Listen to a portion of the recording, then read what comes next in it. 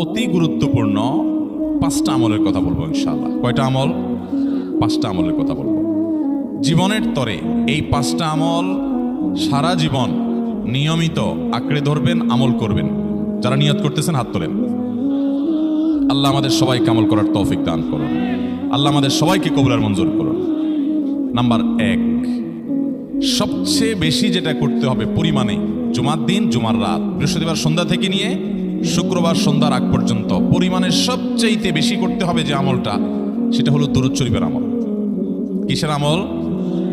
ভাইরা, দুরূদ এমন একটা আমল, আপনি যদি শুধু দুরূদের এই আমলটাকে আঁকড়ে ধরেন, সবসময় আপনার মুখ দিয়ে দুরূদ বের হতে থাকে, পড়তে থাকেন, তো নবী করিম সাল্লাল্লাহু আলাইহি সাল্লামের ভাষ্য অনুযায়ী, তার ওয়াদা অনুযায়ী, ইদান তুকফা হাম্মুক ওয়া তুগফার যামবুক, তোমার যত পেরেশানি আছে নবী সাল্লাল্লাহু আলাইহি সাল্লাম বলেছেন, এই সব পেরেশানি দূর করার জন্য এই দুরূদের আমলটা যথেষ্ট হবে ইনশাআল্লাহ।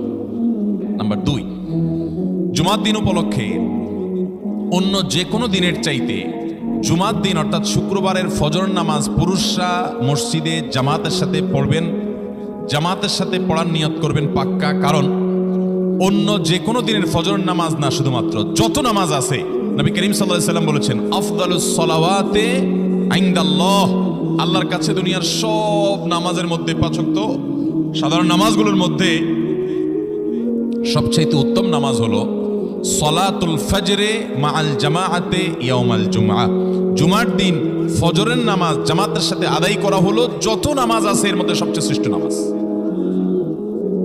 তাহলে জুমার দিনে এই বিষয়টা বিশেষভাবে খেয়াল রাখবো। জুমার দিন ফজর নামাজটা পুরুষরা কোথায় পড়বো, এবং সেটা বৃহস্পতিবার থেকে